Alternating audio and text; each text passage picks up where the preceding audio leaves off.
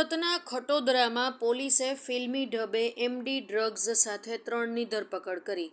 જૂની સબજેલ પાસેથી 2 આરોપીઓ મોપેડ પર એમડી ડ્રગ્સ લઈ પસાર થતા હતા. ડીસીબી ઝોન 4 પોલીસની ટીમે બાતમીના આધારે બંને આરોપીને પકડી પાડ્યા.